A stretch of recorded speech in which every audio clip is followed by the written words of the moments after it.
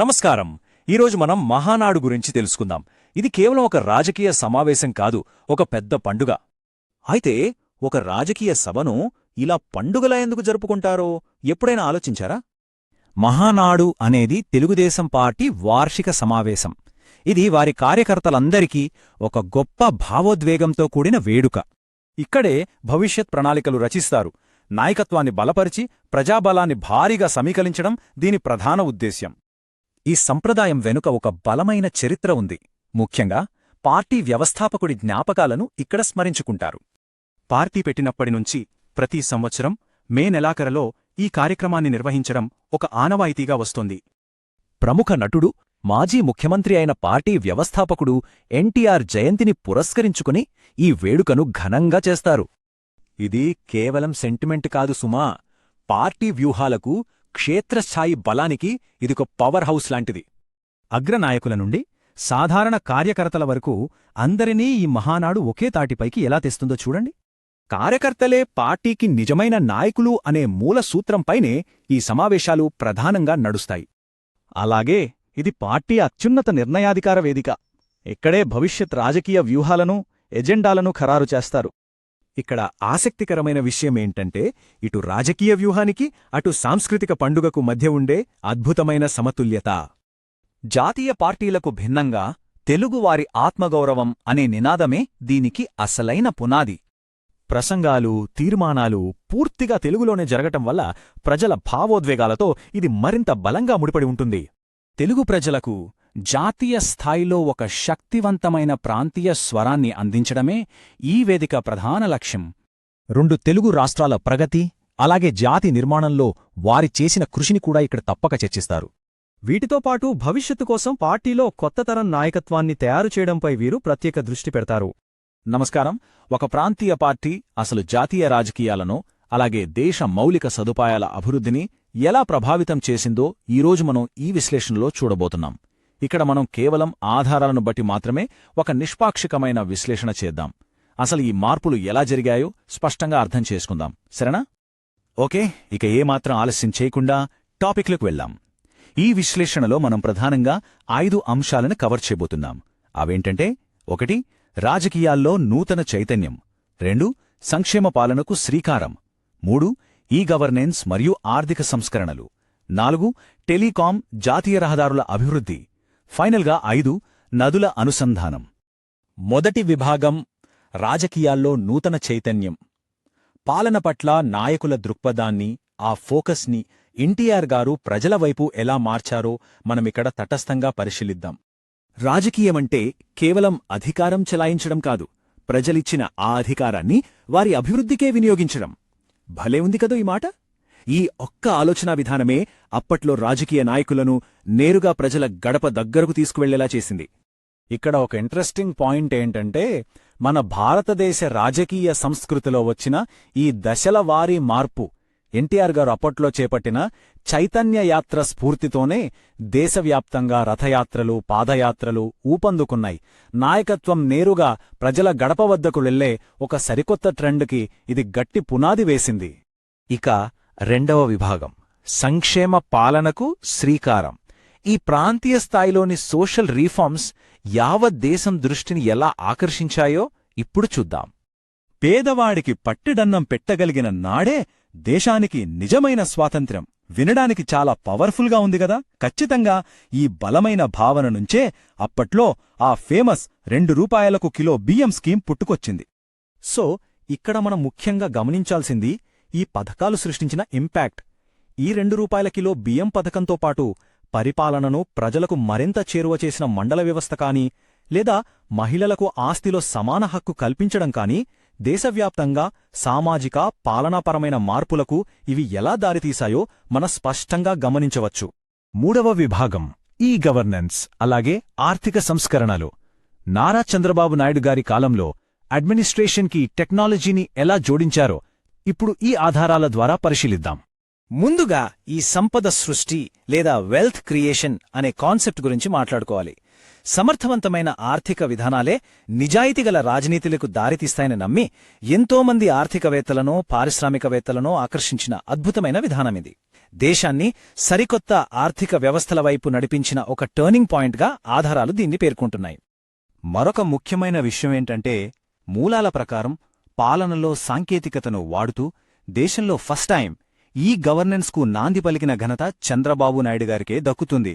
అంతేకాదు, ఆనాడు ఎన్డీఏ ప్రభుత్వం ఏర్పాటు చేసిన నేషనల్ ఐటీ ప్యానెల్కు ఆయన చైర్పర్సన్గా ఉండి యావత్ దేశ సాంకేతిక రంగానికే ఒక దిశానిర్దేశం చేశారు. నెక్స్ట్ 4వ విభాగం టెలికాం మరియు జాతీయ రహదారుల అభివృద్ధి. ఎన్డీఏ ప్రభుత్వ హయాంలో ఈ రంగాల్లో జరిగిన భారీ ఇన్ఫ్రాస్ట్రక్చర్ డెవలప్మెంట్ని ఇప్పుడు గమనిద్దాం.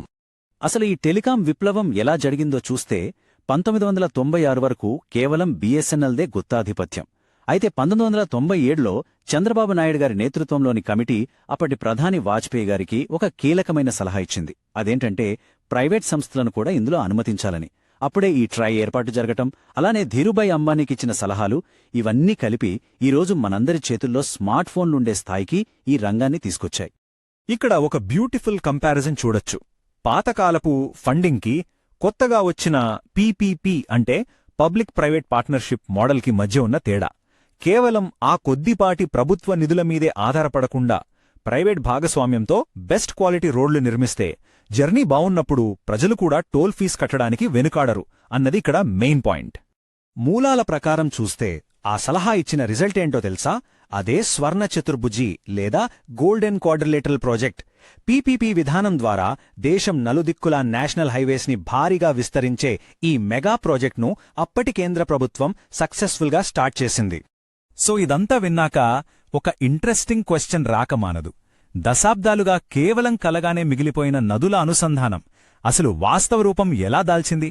దీని వెనక ఉన్న అసలు స్టోరీ ఏంటో ఇప్పుడు చూద్దాం. ఓకే, మన 5వ మరియు ఆఖరి విభాగం నదుల అనుసంధానం సాకారం. ఈ ఐడియా అసలు ఎగ్జిక్యూషన్ దాకా ఎలా వచ్చిందో ఈ టైంలైన్లో చూద్దాం. కాలక్రమాన్ని ఒకసారి గమనిస్తే 1972లో కేఎల్ రావు గారు ఫస్ట్ టైం గంగా కావేరీ నదుల అనుసంధానానికి ఒక ప్రపోజల్ తెచ్చారు. కాని అప్పట్లో అది పెద్దగా ముందుకు వెళ్లలేదు. మళ్లీ 1999లో చంద్రబాబు నాయుడు గారు వాజ్పేయి గారి ప్రభుత్వంలో ఈ ప్రపోజల్ని మళ్లీ లైమ్ లైట్లోకి తెచ్చారు. ఇక ఆ ప్రయత్నమే 2014 నాటికి ఒక పెద్ద ముందడుగు వేసింది. అవును, ఆ సుదీర్ఘ నిరీక్షణకు 2014లో పట్టిసీమ ఎత్తిపోతల పథకం ద్వారా సమాధానం దొరికింది. కృష్ణా గోదావరి నదుల అనుసంధానం ఎట్టకేలకు సక్సెస్ అయింది. మన భారతదేశంలోనే మొట్టమొదటి విజయవంతమైన నదుల అనుసంధాన ప్రాజెక్టుగా ఇది చరిత్రలో నిలిచిపోయింది. ఇక ఈ మొత్తం విశ్లేషణని ముగించే ముందు మనందరిలో మెదిలే ఒక ఆలోచనాత్మకమైన ప్రశ్న. అసలొక ప్రాంతీయ పార్టీ యొక్క దార్శనికత, జాతీయ విధానాలను, అలాగే మౌలిక సదుపాయాలను దశాబ్దాల పాటు నిరంతరంగా ఎలా ప్రభావితం చేయగలదు? ఎటువంటి రాజకీయ పక్షపాతం లేకుండా కేవలం డేటాని బట్టి చూస్తే ఈ ప్రశ్న మనల్ని మరింత లోతుగా ఆలోచించేలా చేస్తుంది కదా. మనమిక్కడ చర్చించిన విషయాలు జాతి నిర్మాణంలో ఇలాంటి ఆలోచనల పాత్రను అర్థం చేసుకోవడానికి ఖచ్చితంగా ఉపయోగపడతాయి. మరి మళ్ళీ అసలు ఈ రోజు మనం చూస్తున్న ఆధునిక తెలంగాణకి పునాదులు ఎలా పడ్డాయో ఎప్పుడైనా ఆలోచించారా? ఈ ప్రయాణంలో జరిగిన ఎన్నో చారిత్రక పరిణామాలను ఎలాంటి రాజకీయ పక్షపాతం లేకుండా కేవలం వాస్తవాల ఆధారంగా ఈరోజు మనం చాలా డీటెయిల్డ్గా విశ్లేషించబోతున్నాం. మరి ఈ క్రమంలో మనం ప్రధానంగా 6 కీలకమైన దశలను చూడబోతున్నాం. ప్రగతికి పడిన తొలి అడుగుల నుండి ఐటీ సృష్టి, మౌలిక సదుపాయాలు, పార్కులు, ఇలా చివరికి ప్రముఖ సంస్థల ఏర్పాటు వరకు అన్నీ వరుసగా చూద్దాం. రైట్, ఇక మొదటి దశకు వస్తే ప్రగతికి పడిన ఆ తొలి అడుగులు ఎలా ఉన్నాయో ఒకసారి చూద్దాం. ఒకప్పుడు పల్లెల్లో పరిస్థితి ఎలా ఉండేదో మీకు ప్రత్యేకంగా చెప్పనవసరం లేదు. గ్రామాలను శాసించే పటేల్, పట్వారీ వ్యవస్థల ఆధిపత్యం నడిచేది. అయితే ఆ వ్యవస్థలను రద్దు చేయడంతో గ్రామీణ ముఖచిత్రం ఒక్కసారిగా మారిపోయింది. నిజంగా చెప్పాలంటే ఇదొక గేమ్ చేంజర్. ఎందుకంటే దీనివల్ల బడుగు, బలహీన వర్గాలకు, ముఖ్యంగా బీసీ, దళిత వర్గాలకు తొలిసారిగా ఒక స్వేచ్ఛ దొరికింది. రాజకీయాల్లోకి వాళ్లు అడుగు పెట్టడానికి ఒక స్పష్టమైన మార్గం ఏర్పడింది. ఆ తర్వాత జరిగిన మరో అత్యంత కీలక పరిణామమేమిటంటే గిరిజనుల హక్కుల కోసం నిర్ణయాలు తీసుకోవడం. ఆదిలాబాద్ పర్యటన తర్వాత వారి అటవీ హక్కులు, ఉద్యోగాల కోసం ఏకంగా ఒకేసారి 14 జీవోలు జారీ అయ్యాయి. ఆలోచించండి, అదెంత పెద్ద నిర్ణయమో కదా.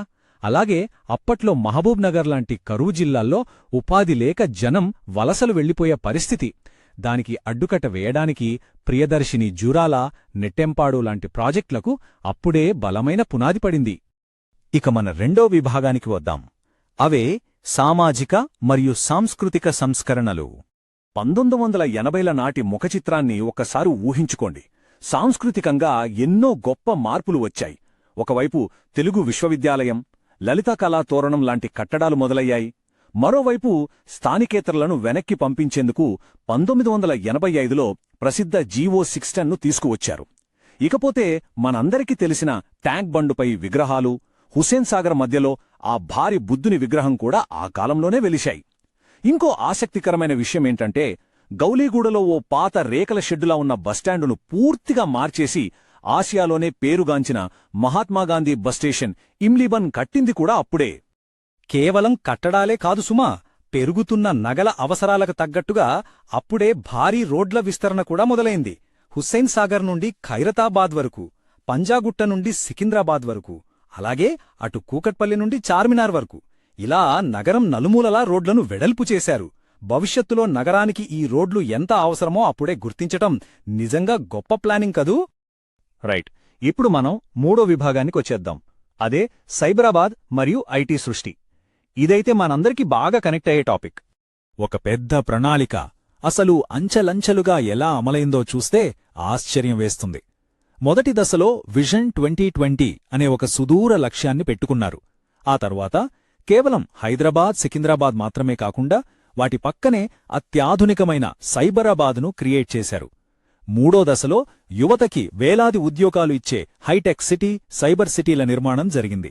ఇక ఫైనల్ స్టెప్గా దీనికి తగ్గట్టు శంషాబాద్ అంతర్జాతీయ విమానాశ్రయం, ఔటర్ రింగ్ రోడ్డు, ఎంఎంటీఎస్ రైళ్లు లాంటి భారీ ప్రాజెక్టులకు అంకురార్పణ జరిగింది. అయితే ఈ అభివృద్ధి కేవలం ఐటీ రంగానికే పరిమితం కాలేదు. ఫినాన్స్ మరియు ఫార్మా రంగాల్లో కూడా దూసుకుపోయింది. ఈరోజు లక్షలాది మందికి ఉపాధి ఇస్తున్న నానక్రామ్గూడ ఫినాన్షియల్ డిస్ట్రిక్ట్ అప్పుడే మొదలైంది. ఐఆర్డీఏ లాంటి జాతీయ సంస్థను హైదరాబాద్కు రప్పించడంతో చాలా ఇన్సూరెన్స్ కంపెనీలు ఇక్కడికి క్యూ కట్టాయి. అన్నిటికంటే ముఖ్యంగా మొన్నటి కరోనా టైంలో ప్రపంచానికి ప్రాణదానం చేసిన మన కోవాక్సిన్ వ్యాక్సిన్ పుట్టింది ఎక్కడో తెలుసా? షామీర్పేటలోని జీనోమ్ వ్యాలీలో. దానికి బీజం పడింది కూడా ఈ సమయంలోనే. ఇక నాల్గో విభాగం మౌలిక సదుపాయాలు, దానికి దక్కిన అంతర్జాతీయ గుర్తింపు గురించి మాట్లాడుకుందాం. ఇక్కడ మీకొక ఆసక్తికరమైన నెంబర్ కనిపిస్తోంది కదా, అదే 19. అసలు ఈ 19 ఏంటో తెలుసా? ఆ కాలంలో నగరంలో ట్రాఫిక్ కష్టాలు తీర్చడానికి ఒకేసారి ఏకంగా 19 ఫ్లైఓవర్లను నిర్మించారు.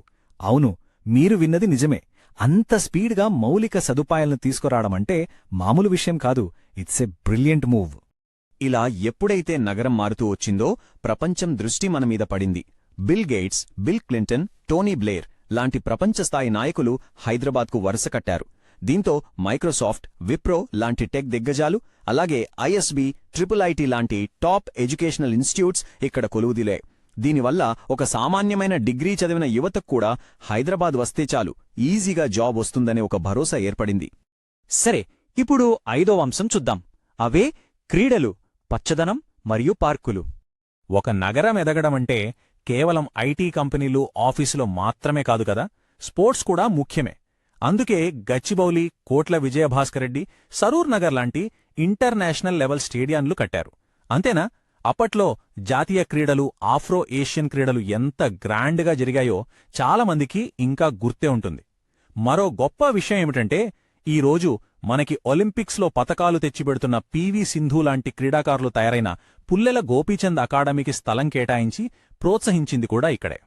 అలాగే పర్యావరణం విషయంలో కూడా చాలా కేర్ తీసుకున్నారు. మనం వీకెండ్ రాగానే ఫ్యామిలీతో సరదాగా గడపడానికి వెళ్లే Shilparamam, KBR park, NTR gardens, Sanjeevaiah park, Jalavihar, necklace road ఇవన్నీ అప్పుడు పడ్డ పునాదులే సుమా. ఈనాటికి ఇవి హైదరాబాద్కు ఒక గ్రీన్ లంజ్లా ఎంతో ఉపయోగపడుతున్నాయి. ఇక మనం చివరి విభాగానికి వచ్చేద్దాం.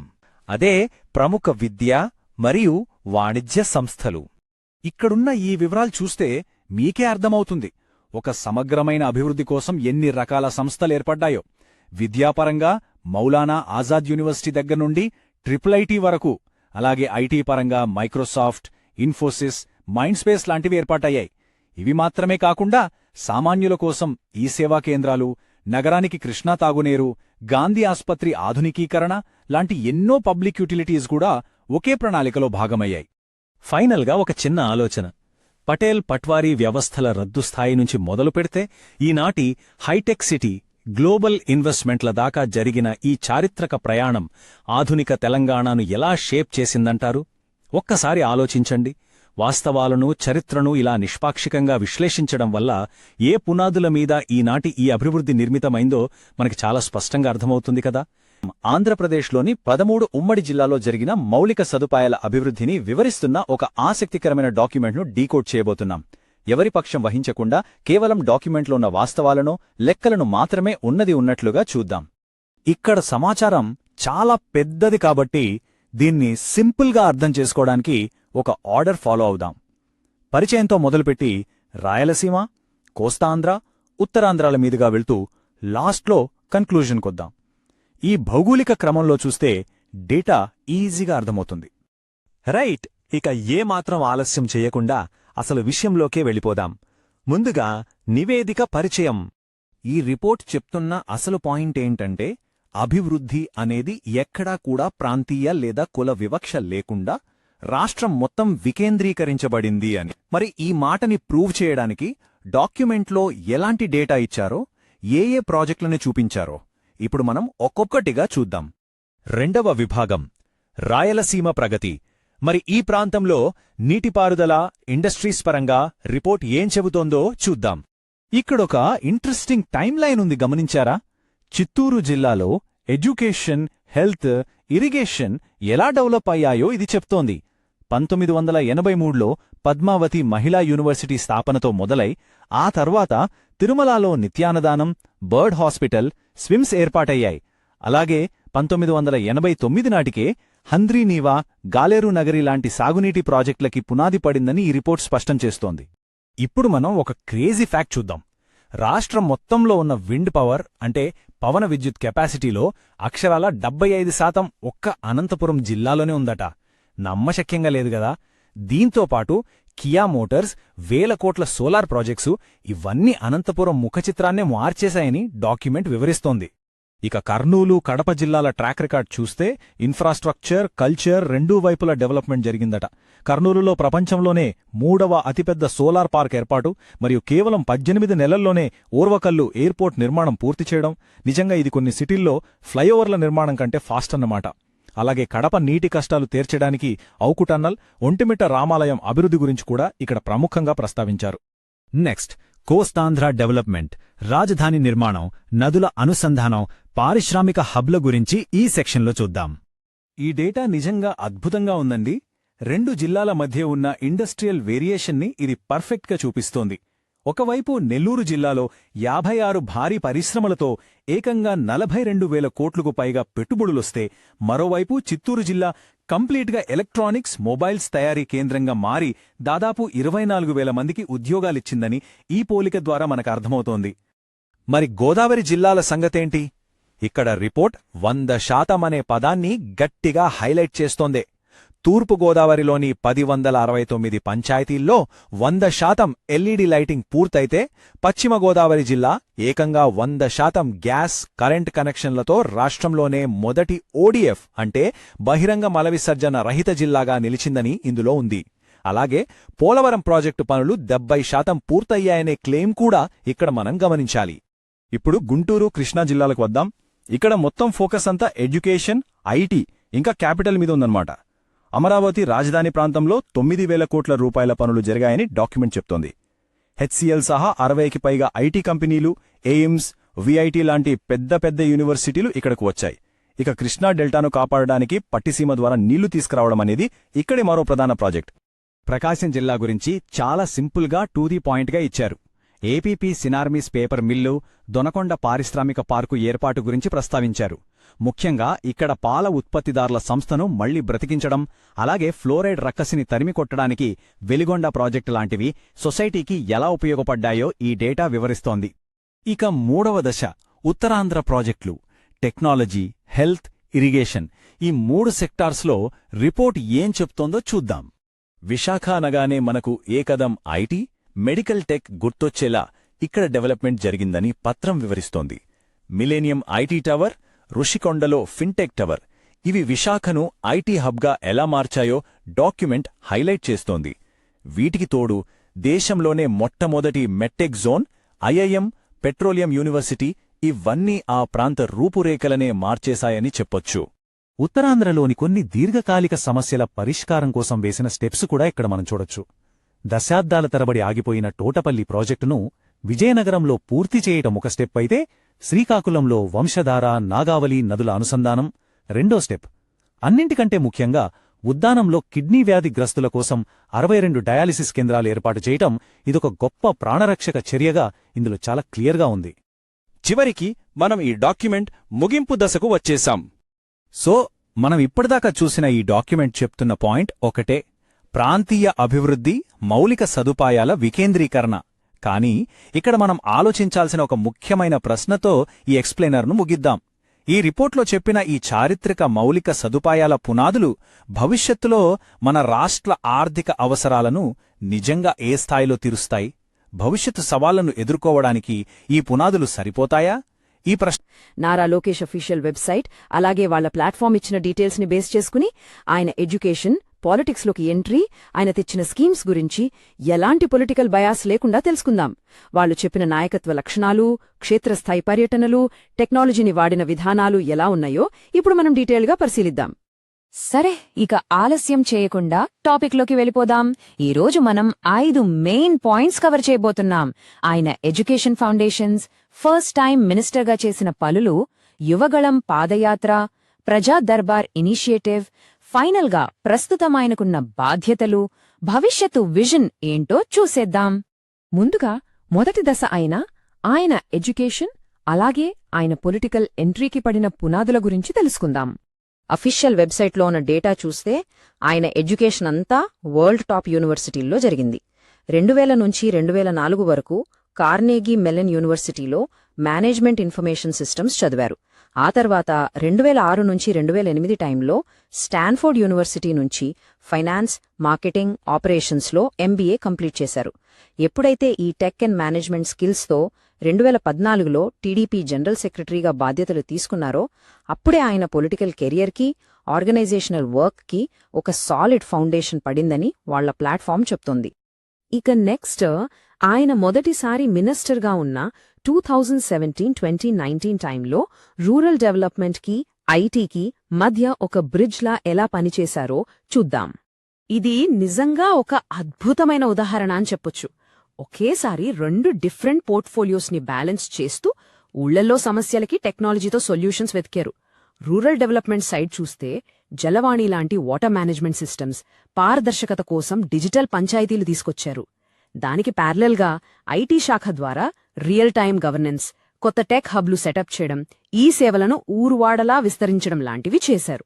ఒక పక్క పల్లెటూరు, ఇంకో పక్క టెక్నాలజీ, భలే సింకయ్యాయి కదా.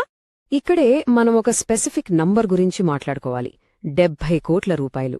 అవును, జలవాణి సిస్టంలో జీపీఎస్ ట్రాకింగ్, లైవ్ డాష్బోర్డులు వాడటం వల్ల కరప్షన్ తగ్గి ఏకంగా 70 కోట్ల పబ్లిక్ మనీ సేవ్ అయ్యిందని వాళ్ల అఫీషియల్ సైట్లో చాలా క్లియర్గా మెన్షన్ చేశారు. నిజంగా ఇది చాలా పెద్ద అమౌంట్. అసలు ఈ టెక్నాలజీని ఎందుకు ఇంతలా పుష్ చేశారంటే దానికి బేస్గా శ్రీ ఎన్ చంద్రబాబు నాయుడు గారి ఒక కోట్నే వాళ్ళ వెబ్సైట్లో హైలైట్ చేశారు. అదేంటంటే, ఎన్నికల్లో గెలవడానికి టెక్నాలజీని మిస్యూజ్ చేసే కంటే ప్రజల సంక్షేమానికి, రాష్ట్ర దేశ అభివృద్ధికి దాన్ని వాడాలి. ఎగ్జాక్ట్గా ఈ ఐడియాలజీయే వాళ్ల డిజిటల్ రీఫార్మ్స్కి కోర్ అని అఫీషియల్ సోర్సెస్ చెబుతున్నాయి. ఇక 2022-24 టైమ్లైన్లోకి వస్తే 2019 ఎలక్షన్స్ తర్వాత డైరెక్ట్గా జనాల్లోకి వెళ్లడానికి స్టార్ట్ చేసిన మాస్ క్యాంపెయిన్ యువగలం పాదయాత్ర గురించి డిస్కస్ చేద్దాం. ఇక్కడ ఈ నెంబర్ చూసారా? 3132 కిలోమీటర్లు. రాష్ట్రం మొత్తం నడుచుకుంటూ వెళ్లడమంటే మాటలు కాదు. ప్రజల కష్టాలను స్వయంగా వాళ్ల నోటినుంచే వినడానికి ఈ పాదయాత్ర ఒక వేదికగా మారిందని వాళ్లు చెప్తున్నారు. ఈ 400 రోజుల ప్రయాణం ఎలా సాగిందో ఒకసారి టైమ్లైన్ చూద్దాం. జాన్వరి 2023లో కుప్పంలో స్టార్ట్ అయింది. కట్ చేస్తే మార్చి ఉగాది నాటికి 50 రోజుల మైలురాయి దాటేసింది. సెప్టెంబర్లో కొన్ని పరిణామాల వల్ల కొద్ది రోజులు ఆగినా సరే మళ్లీ కంటిన్యూ చేసి ఫైనల్గా డిసెంబర్ 2023లో ఇచ్ఛాపురంలో ఎండ్ చేశారు. ఏకంగా 125కు పైగా నియోజకవర్గాలను ఈ యాత్ర కవర్ చేసింది. సో ఇక్కడ అసలు పాయింట్ ఏంటంటే కేవలం ఇన్ని వేల కిలోమీటర్లు నడవడమే కాదు, ఈ పాదయాత్ర పొలిటికల్గా ఎలాంటి ఇంపాక్ట్ క్రియేట్ చేసిందన్నది ఇక్కడ మనం గమనించాలి. ఆ ఇంపాక్ట్ ఏంటో అఫీషియల్గా వాళ్లు చెబుతున్న ఫ్యాక్ట్స్ చూస్తే అర్థమవుతుంది. పౌరుల నుంచి, ముఖ్యంగా యువత నుంచి మంచి రెస్పాన్స్ రావటం, వాళ్ల ప్రాబ్లమ్స్ నోట్ చేసుకోవటం వల్ల గ్రౌండ్ లెవెల్లో ఒక స్ట్రాంగ్ కనెక్షన్ బిల్డ్ అయింది. దీని ఫైనల్ రిజల్ట్ ఏంటంటే 2024 ఎలక్షన్స్లో మంగళగిరి నుంచి ఏకంగా 91,413 ఓట్ల మెజారిటీతో విజయం సాధించారు. రాష్ట్రంలోనే ఇది థర్డ్ హైయెస్ట్ మెజారిటీ అవ్వటం విశేషం. మళ్లీ గవర్నమెంట్లోకొచ్చాక 2024లో స్టార్ట్ చేసిన వాళ్ల ఫ్లాగ్షిప్ ప్రోగ్రాం ప్రజా దర్బార్, బ్యూరోక్రసీ అడ్డంకులను బ్రేక్ చేయడానికి తెచ్చిన ఈ ఇనిషియేటివ్ గురించి ఇప్పుడు తెలుసుకుందాం. సామాన్యులకు, ప్రభుత్వానికి మధ్య ఉన్న గ్యాప్ తగ్గించడానికి ఒక సింపుల్ 6 స్టెప్ ప్రాసెస్ వెబ్సైట్లో డిజైన్ చేశారు. పౌరులు ముందుగా ఫోన్ చేసి షెడ్యూల్ కన్ఫర్మ్ చేసుకోవాలి. ఉదయం 5 గంటలకే అక్కడికి వెళ్లాలి. సెక్యూరిటీ చెక్, రిజిస్ట్రేషన్ అయ్యాక డైరెక్ట్గా మంత్రికే తమ అప్లికేషన్ ఇవ్వొచ్చు. దానికి ఒక ఎక్నాలెడ్జ్మెంట్ నెంబర్ కూడా ఇస్తారు. భలే సిస్టమేటిక్గా ఉంది కదూ? అయితే ఇక్కడ ఎలాంటి సమస్యలొస్తుంటాయో చూస్తే ఎక్కువగా బౌండరీ ఇష్యూస్ లాంటి భూ వివాదాలు, హెల్త్ ఎమర్జెన్సీలకు ఆర్థిక సాయం, పెన్షన్లు, రేషన్ కార్డుల లాంటి పనులు, ఇంకా ఎంప్లాయ్మెంట్ సమస్యలొస్తుంటాయి. ఇవన్నీ సాల్వ్ చెయ్యాలంటే ఒకే డిపార్ట్మెంట్ కాదు, మల్టిపుల్ డిపార్ట్మెంట్స్ మధ్య రోజువారీ కోఆర్డినేషన్ ఎంత అవసరమో అర్థం చేసుకోవచ్చు. ఇక్కడ వాళ్లు ఇచ్చిన డేటా చూస్తే చాలా ఇంట్రెస్టింగ్గా అనిపిస్తుంది. మొదటి 50 రోజుల్లో వచ్చిన 5,810 పిటిషన్లలో ఏకంగా 75% ఇష్యూస్నే సక్సెస్ఫుల్గా సాల్వ్ చేశారట.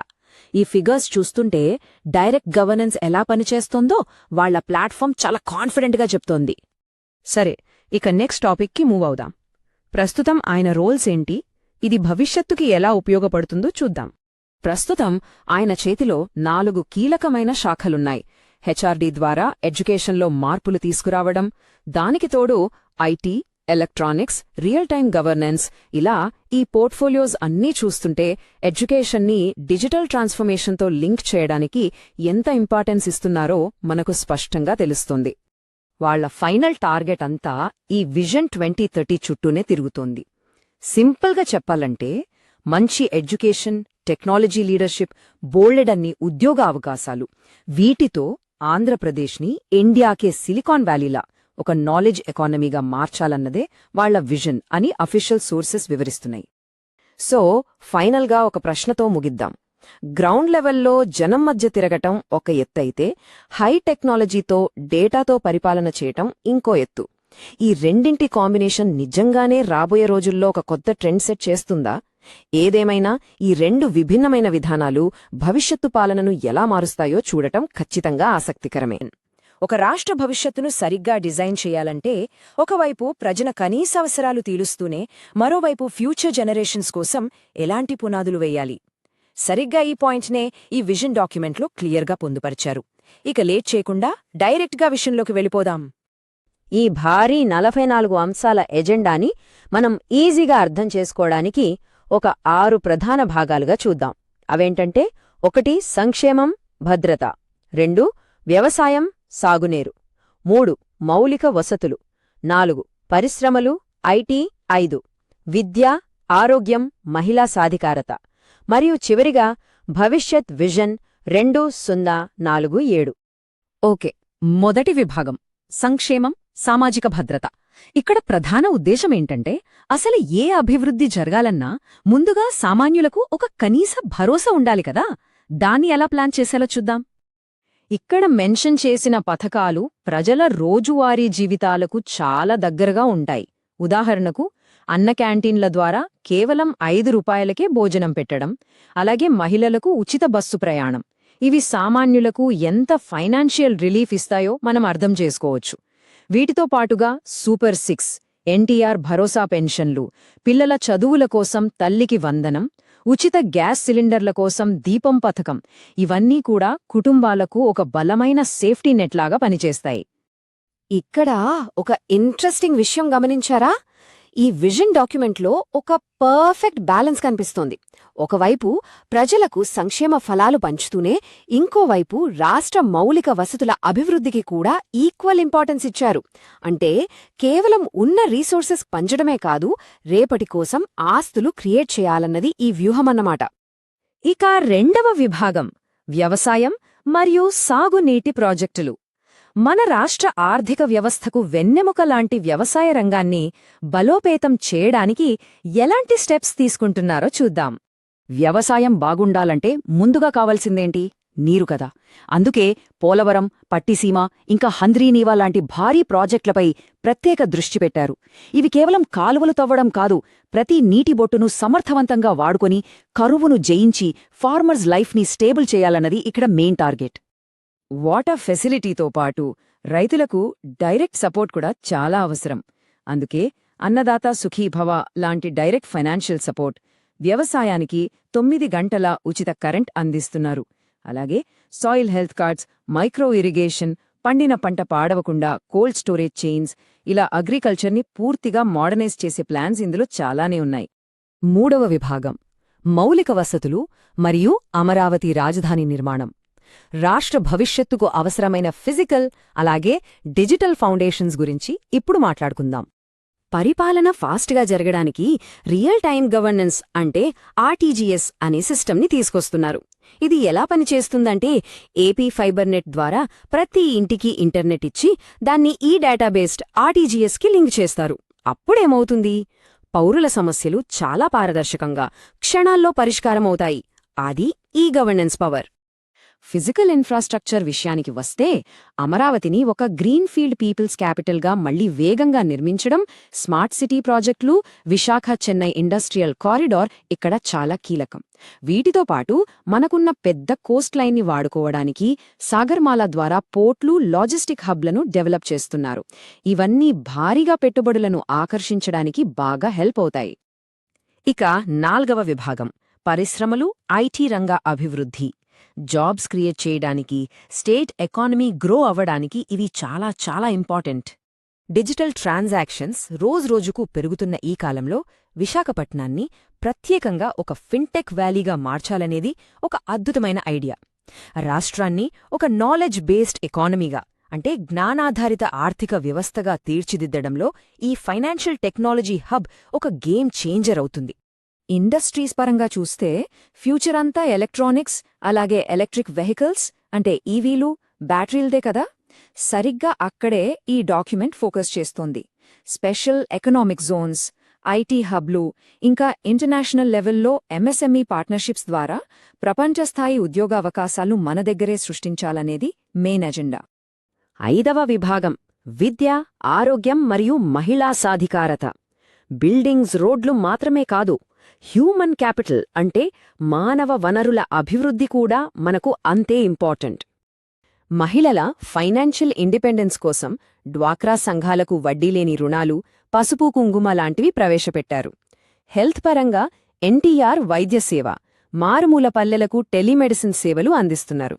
అలాగే ఎడ్యుకేషన్లో smart schools, digital class rooms ద్వారా క్వాలిటీ ఎడ్యుకేషన్ని ప్రతి ఊరికి తీసుకెళ్లడం ఇందులో మెయిన్ పాయింట్స్. మరి మన యూత్ భవిష్యత్తు ఏంటి? వాళ్లకోసమే ఈ స్కిల్ డెవలప్మెంట్ ప్లాన్స్.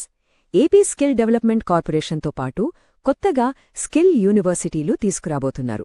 మన స్టూడెంట్స్కి గ్లోబల్ లెవెల్లో కాంపీట్ చేసేలా ట్రైనింగ్ ఇవ్వడమే దీని ఉద్దేశం. ఆఖరిగా 6వ విభాగం ఏపీ ఫ్యూచర్ విజన్ 2047. వచ్చే 25 ఏళ్లలో మన రాష్ట్రం ఎక్కడికి చేరుకోవాలి అనేదానికి ఇదొక లాంగ్ టర్మ్ గోల్. ఈ ఫ్యూచర్ రోడ్ మ్యాప్ని అంచెలంచెల్గా ప్లాన్ చేశారు.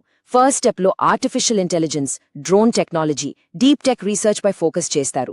సెకండ్ స్టెప్లో సెమీకండక్టర్ హబ్లను ఎంకరేజ్ చేస్తారు. ఆ తర్వాత థర్డ్ స్టెప్లో రాష్ట్రాన్ని గ్లోబల్ ఇన్వెస్ట్మెంట్ డెస్టినేషన్గా మార్చి ఫైనల్గా 2047 నాటికి ఆంధ్రప్రదేశ్ను ఒక ఫుల్లీ డెవలప్డ్ ఎకానమీగా నిలబెట్టాలనేది ఈ విజన్ టార్గెట్. సో మనం ముగింపుకు వచ్చాం. ఒకవైపు భారీ మౌలిక సదుపాయాల నిర్మాణం, మరోవైపు అట్టడుగ వర్గాలకు కూడా చేరేలా లోతైన సామాజిక సంక్షేమ పథకాలు. ఈ రెండింటి అరుదైన కలయిక 2047 నాటికి ఆంధ్రప్రదేశ్ను గ్లోబల్ మ్యాప్లో ఎక్కడ నిలబెడుతుంది? ఇది నిజంగా ఆలోచించాల్సిన విషయం. ఈ వ్యూహాత్మక ప్లాన్స్ అన్నీ వాస్తవరూపం దాల్చే ప్రాసెస్ని చూడటం ఖచ్చితంగా ఆసక్తికరం. ఈ విజన్ డాక్యుమెంట్ వెనుక ఉన్న అసలు ఉద్దేశ్యాలను ఈ ఎక్స్ప్లెయినర్ ద్వారా మనం క్లియర్గా అర్థం చేసుకున్నామని అనుకుంటున్నాను. Thank you.